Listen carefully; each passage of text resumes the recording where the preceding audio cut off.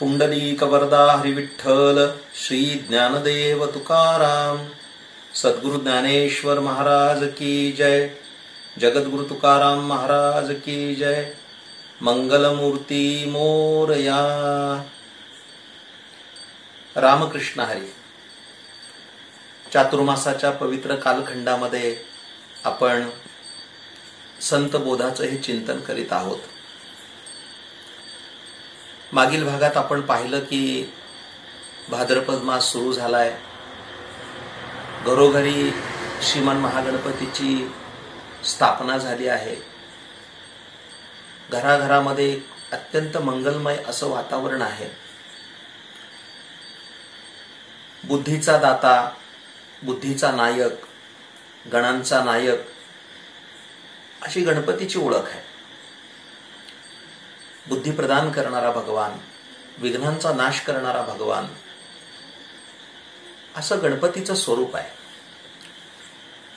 त्याचबरोबर महाराष्ट्रात घरोघरी महालक्ष्मी पूजन झालेलं आहे. महालक्ष्मी सोन्याच्या पावलानं येतात, त्या घराला आशीर्वाद प्रदान करतात. ज्येष्ठा गौरी, कनिष्ठा गौरी असं त्यांचं रूप असतं. हा एक महिलांसाठी मंगलमय, आनंदमय अशा स्वरूपाचा सोहळा.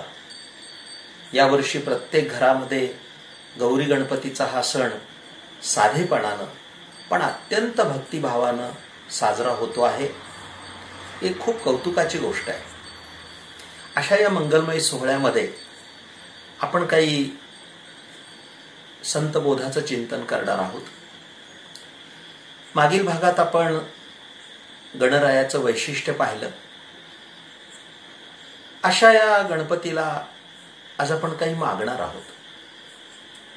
माझ्या समोर संत श्रेष्ठ जगद्गुरु तुकाराम महाराज यांचा एक प्रासादिक अभंग आहे.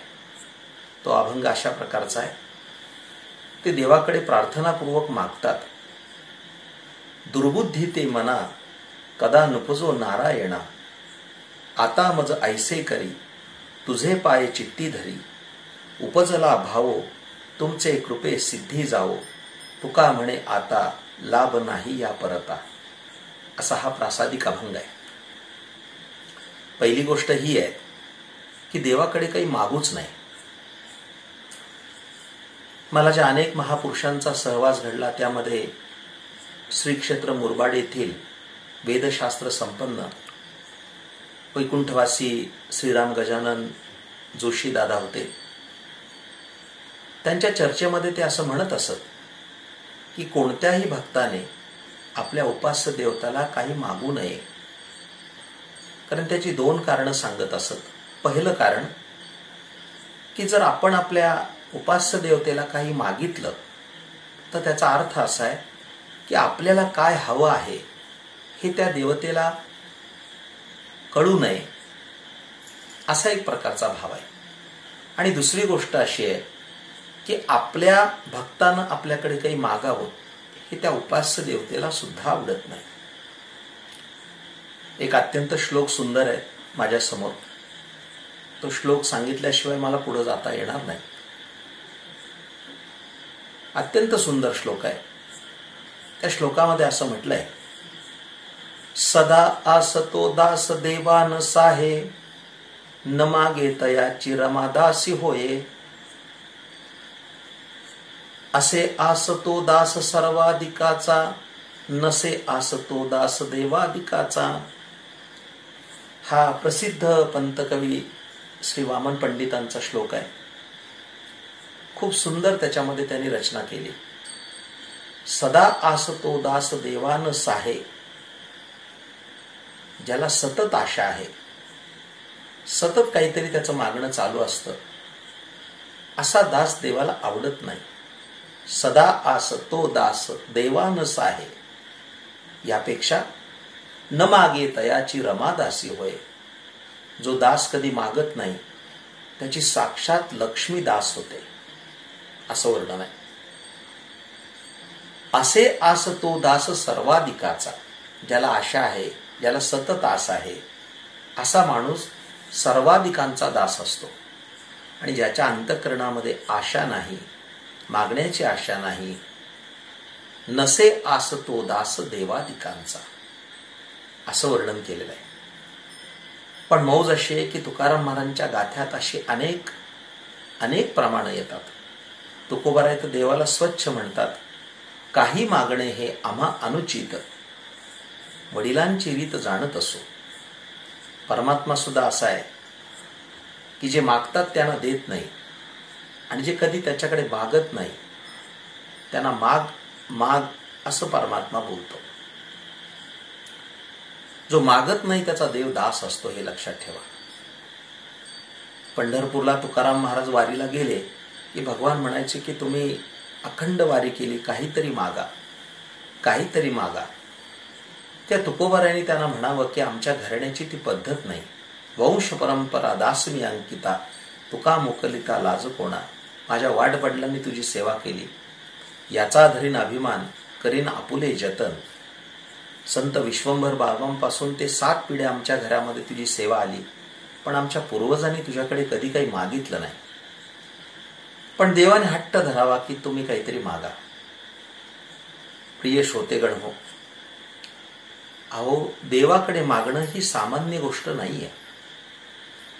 पहिली गोष्ट आहे की देवाकडे मागू नये, आणि मागायचं झालं तर काय मागावं याची अक्कल असावी लागते. सामान्य माणसं, प्रापंचिक माणसं देवाकडे प्रपंचच मागतात, पण साधू संत देवाकडे मागायचं झालं तर देवच मागतात. हा त्यांच्यातला आणि आपल्यातला फरक आहे, हे लक्षात घ्या. सामान्य माणूस त्याच्या संसारात ज्या त्रुटी असतील त्या मागत राहतो, पण देव मात्र त्यांना देत नाही, हे लक्षात ठेवा. माझं बोलणं कदाचित लोकांना नाही पटणार, पण सध्या देवळांमध्ये गर्दी जी वाढली ती भक्तांपेक्षा मागणाऱ्यांची अधिक आहे. देवाच्या समोर गेलं की माणसांची मागण्याची यादीच वाढत असते. याला पंढरीचा वारकरी अपवाद आहे. पंढरीचा वारकरी देवाकडे काही मागत नाही. मागायचं झालं तर तो वारीचीच मागणी करतो, त्याच्या सेवेचीच मागणी करतो. तुझी आण वाहिन गा देवराया, बहु आवडसी जीवापासून या म्हणणारे ज्ञानोबाराय काय. तुझी सेवा करीन मनोभावे हो, माझे मन गोविंदी रंगले हो, म्हणणारे ज्ञानोबारा काय. आणि वंश परंपरा दासमी अंकिता म्हणणारे तुकाराम महाराज काय. यांनी कधी अपेक्षा ठेवली नाही, कारण कधी मागितलं नाही.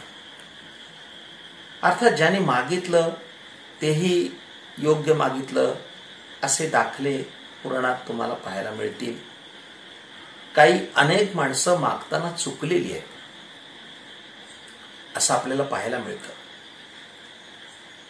महाराजांनी तर एका ठिकाणी असं म्हटलंय की भक्तराज बिभीषण होते, पण बिभीषणाला सुद्धा त्यांनी मूर्ख असं संबोधन वापरलंय. म्हणसी बिभीषण शहाणा, परी तो महामूर्ख जाणा. रावण, कुंभकर्ण, बिभीषण ही भावंड होती. रावणाचा आणि बिभीषणाचा निपात केला, पण बिभीषणाने देवाकडे काय मागितलं याच्यावर संतांनी आक्षेप घेतला. शरण आला तुझं मूर्ख बिभीषण, लंका राज्य तेणे मागितले. बिभीषण भगवत भक्त होते यात वाद नाही, पण त्यांनी सुद्धा रामरायाकडे लंकेचं राज्य मागितलं. स्वतः भगवान तिथं हजर होते. प्रभू रामरायांची त्याला प्राप्ती झाली असताना नश्वर असं लंकेचं राज्य त्यांनी मागितलं. हे संतांना सुद्धा मान्य झालं नाही. देवालाच टोकलंय संतांनी की तो वना आला याची लागी, जे बैसावे पितयाच्या उत्संगी. ध्रुव बाळांनी तपश्चर्या केली, 6 महिने तपश्चर्या केली, पण 6 महिन्यानंतर भगवान जेव्हा प्रसन्न झाले तेव्हा त्यांनी आढळपद मागितलं.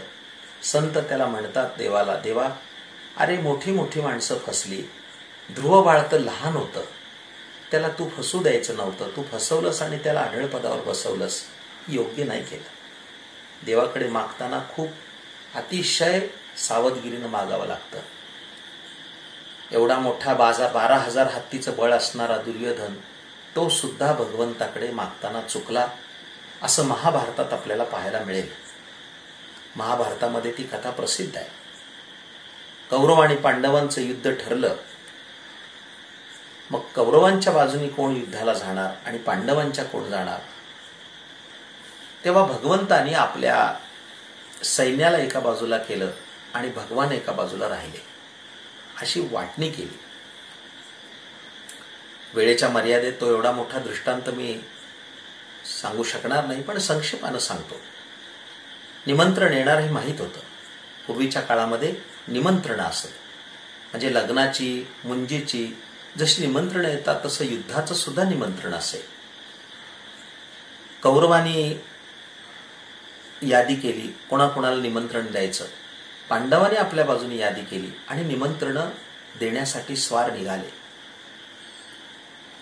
शकुनी मामा हा बुद्धीनं दुष्ट होता. त्याने सांगितलं की हे दुर्योधना, कोणाला निमंत्रण नाही दिलं तरी चालेल, पण पहिल्यांदा तू जाऊन भगवान कृष्णाला निमंत्रण देऊन ये. काय असतंय त्याचा विचार येईल पुढे. सज्जन माणसापेक्षा दुर्जन माणसाची बुद्धी तीव्र असते. दुर्योधन मामाने सांगितल्याप्रमाणे निघाला आणि द्वारकेच्या दिशेने त्याने प्रस्थान ठेवलं. इकडे पांडवांनी सुद्धा आपल्या युद्धाला कोण बोलवायचं, कोणाला पाचारण करायचं याची यादी चालू ठेवली होती. मग भगवान श्रीकृष्णाला निमंत्रण द्यायला कोण जाणार. तेव्हा युधिष्ठिर भीमाला म्हणाले, भीमा तू घेऊन जा निमंत्रण. तर भीम जरासा अडदांडच होता. भीम म्हणाला, त्या श्रीकृष्णाला कशाला निमंत्रण द्यायचं, तो आपलाच आहे. तर धर्मराज म्हणाले, अरे आपले जरी असतील तरी त्याला निमंत्रण द्यावं लागतं, तू जा. पण भीमाने ते मान्य केलं नाही. सरते शेवटी भक्तराज अर्जुन म्हणाले की मी जातो. पण अर्जुन सुद्धा निघाला. मौज अशी झाली की पंच उष्णकाल होताच सकाळच्या समयाला दुर्योधन द्वारकेत आला. भगवान स्वतः वाट पाहत होते की आत्ता निमंत्रण माझ्या अर्जुनाचं येईल. खाली रथ वाजता क्षणी त्याने द्वारपालाला विचारलं, कोण आलंय. द्वारपालाने सांगितलं की दुर्योधन आलाय. भगवंतानी आपल्या अंगावरती सुंदरशी शाल पांघरून झोपण्याचं नाटक केलं. माझ्या प्रिय श्रोत्यानो, खरं तर तेव्हाच महाभारती युद्धाचा निकाल लागला की ज्या अर्थी भगवंताने अंगावर शाल पांघरून घेतली त्या अर्थी कौरव यामध्ये संपणार हे त्याच दिवशी ठरलं होतं. दुर्योधन वर आला आणि दुर्योधनाने पाहिलं तर भगवान झोपलेत. भगवान झोपलेले पाहिल्यानंतर दुर्योधन त्यांच्या डोक्याजवळ बसला. महान विद्वानांनी असे भाव काढले त्यातून की तो डोक्याजवळच का बसला. तर त्याचा अर्थ त्याने असा केलाय की भगवंताचे केस कुटील होते, म्हणजे कुरळे होते, आणि दुर्योधनाची बुद्धी कुटील होती. त्याचं नातं जुळलं आणि तो तिथं बसला. भगवंताला उठवण्याचे त्याने प्रयत्न केले. तो थोडासा खोकला, थोडासा शिंकला, त्याने टाळी वाजवली. पण मौज अशी आहे, एखादा मनुष्य झोपला असेल तर तो उठू शकतो, पण ज्याने झोपेचं नाटकच केलंय तो कसा बरं उठेल. थोड्या वेळानंतर अर्जुनाचा रथ आला आणि अर्जुनाने पाहिलं की दुर्योधनाचा रथ उभा आहे. त्या अर्जुनाच्या लक्षात आलं की दुर्योधन वर गेला असेल, देवाला निमंत्रण दिलं असेल, मग आता आपण जाऊन काय फायदा, कशा करता आपण जायचं, त्यापेक्षा न गेलेलं बरं. पण रथ काढला सुद्धा. पण तेवढ्यामध्ये अर्जुनाच्या लक्षात आलं की भगवंताचं माझ्यावर अत्यंत प्रेम आहे आणि भगवान माझ्यासाठी काहीतरी ठेवणार, तो मला विनमुख जाऊ देणार नाही. किमान आता इथं आलोच आहोत तर भगवंताची भेट घेऊनच जाऊया. पण अर्जुन वर आला खरा. द्वारपाला त्याने विचारलं की दुर्योधन आलाय. हो म्हणले आलाय.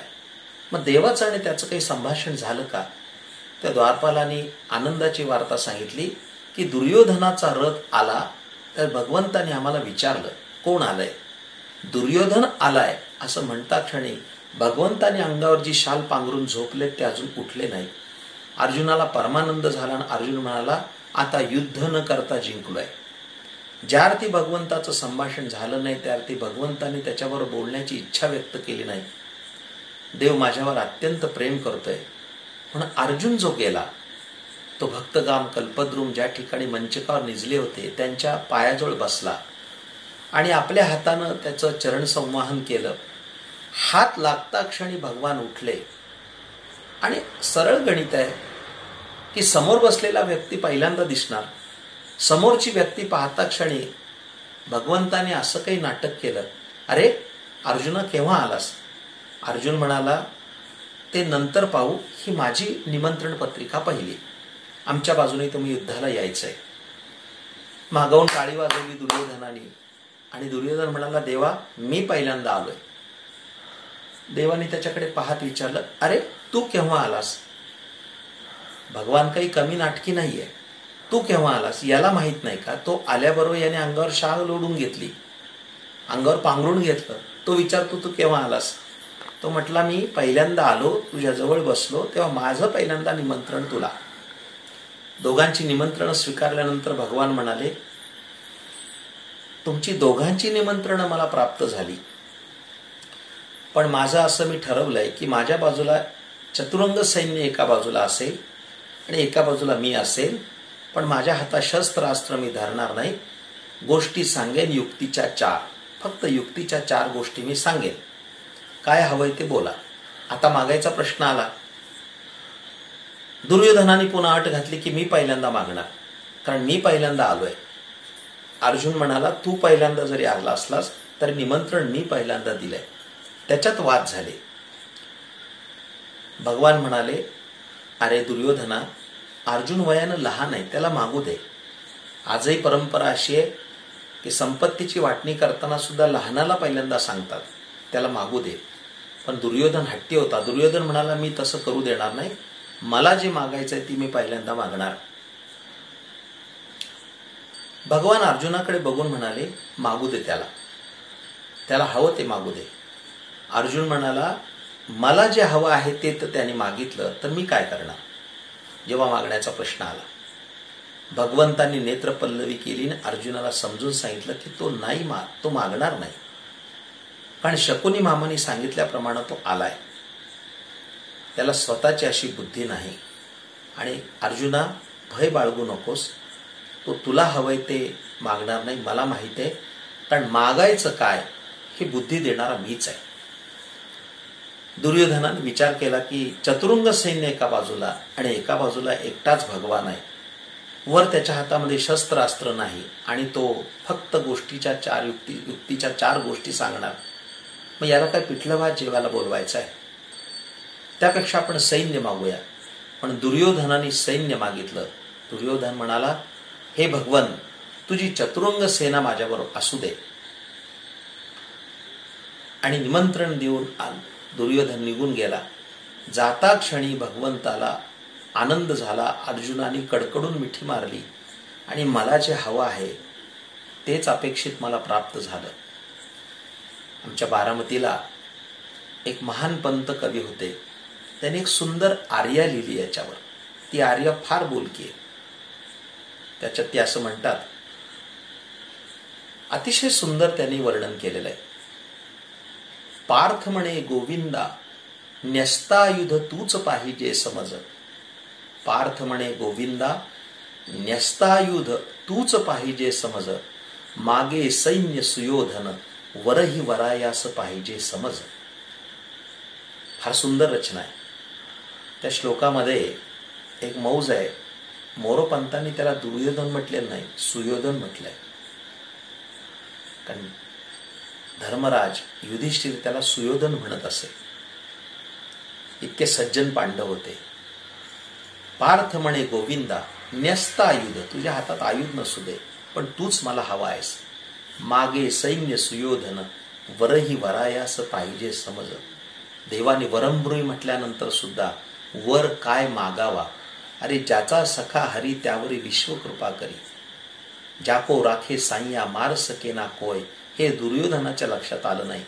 शेवटी पांडवांचा विजय झाला आणि कौरवांचा नाश झाला. मला हे सगळा दृष्टांत सांगण्याचं कारण काय मंडळी? तर देव प्रसन्न झाला तरी सुद्धा त्याच्याकडे काय मागावं ही मागण्याची अक्कल असावी लागते, हे लक्षात ठेवा. देवाकडे मागत असताना ते तशाच पद्धतीने मागितलं पाहिजे. आज आपल्या समोर जो अभंग आहे, बुद्धीचा दाता असणारा श्री गजानन, बुद्धिदायक असणारा श्री गजानन आज घराघरात विराजमान आहे. म्हणून तुकाराम महाराज त्यांच्याकडे मागतात, दुर्बुद्धी ते मना कदा नुपुजो नारायणा. हे भगवन, आमच्या अंतःकरणात कधी दुर्बुद्धी निर्माण होऊ नये. माझ्या प्रिय श्रोत्यानो, माणसाकडे दुर्बुद्धी असते, सद्बुद्धी असते. दुर्योधनाकडे होती ती दुर्बुद्धीच होती, लक्षात ठेवा. ज्याच्याकडे दुर्बुद्धी आहे त्याला दुर्जनच म्हणतात, आणि ज्याच्याकडे सद्बुद्धीचा साठा आहे तो सज्जन आहे, लक्षात ठेवा. ज्ञानेश्वरीमध्ये फार सुंदर वर्णन आले. जैसी दीपकलिका धाकुटी, परी बहुतेजा ते प्रगटी, तैसी सद्बुद्धी ही थेकुटी म्हणू नये. एखादा मिळमिळता दिवा संपूर्ण घराला प्रकाश देतो, तशी आपल्याकडे सद्बुद्धी जर असेल तर ती सद्बुद्धी आपलं जीवन उजळून टाकते. एखादा मिळमिळता दिवा जसं घर प्रकाशित करतो, घर उजळून टाकतो, तर तशी आपल्या अंतःकरणात असणारी सद्बुद्धी ही आपलं संपूर्ण जीवन बदलून टाकते. पण मागायचंच झालं तर बुद्धिदायक गणनायकाला, गणराजाला आपण सद्बुद्धीचं दान मागितलं पाहिजे.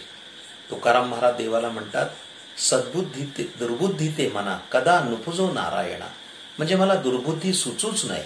याचा अर्थ मला सतत सद्बुद्धीच प्राप्त झाली पाहिजे. सद्बुद्धीनं माझं जीवन समृद्ध झालं पाहिजे. दुर्बुद्धी येताच कामा नये.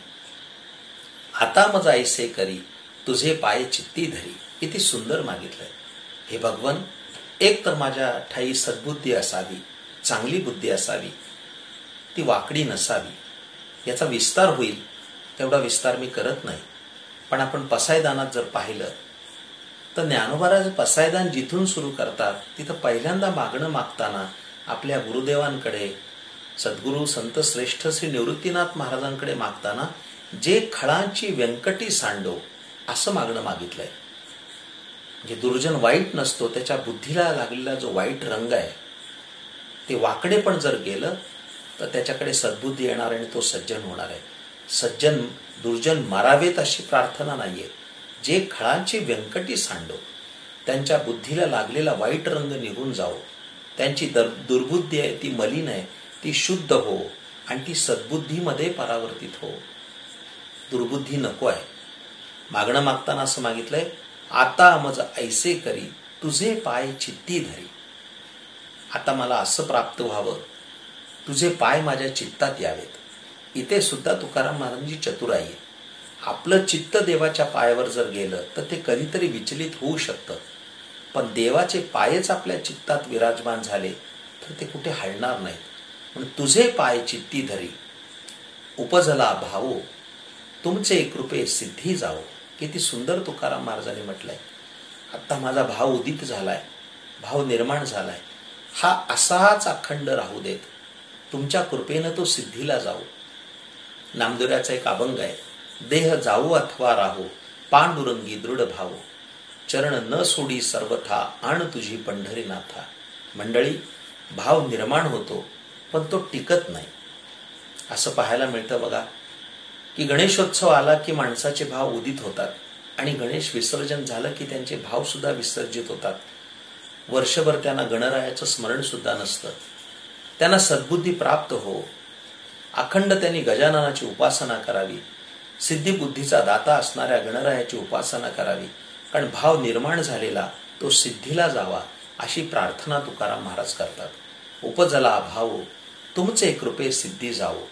हे गणराया, असा लाभ जर मला झाला तर तुका म्हणे आता लाभ नाही या परता. म्हणजे माझी सद्बुद्धी असावी, तुमचे पाय माझ्या चित्तामध्ये वास्तव्यास असावेत आणि मला जो भाव निर्माण झालाय, माझ्या ठाई जो सद्भाव निर्माण झालाय तो अखंड तसाच राहावा. अशा जर माझ्या मागण्या पूर्ण झाल्या तर याच्यासारखा अलभ्य लाभ कोणता असेल. अशा प्रकारची तुकाराम महाराज प्रार्थना करतात. माझ्या प्रिय श्रोत्यानो, गणेशोत्सव अत्यंत चांगल्या पद्धतीनं संपन्न झालाय. आदिशक्ती गौरीचा उत्सव सुद्धा सुंदर पद्धतीने संपन्न झालाय. गणरायाची आपण उपासना करूया, त्याच्याकडे प्रार्थना मागूया की आमच्या जीवनामध्ये सद्बुद्धीचा प्रकाश पडावा आणि आमचं जीवन अंतर्बाह्य उजळून जावं. अशी गणनायकाला प्रार्थना करतो. आमचं जीवन आनंदी बनावं, आमच्या जीवनात कोणती विघ्न येऊ नये, संकट येऊ नये.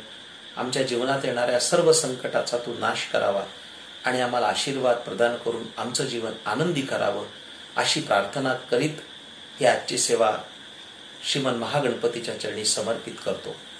पुंडलीक वरदा हरी विठ्ठल, श्री ज्ञानदेव तुकाराम, सद्गुरु ज्ञानेश्वर महाराज की जय, जगद्गुरु तुकाराम महाराज की जय, मंगलमूर्ती मोरया।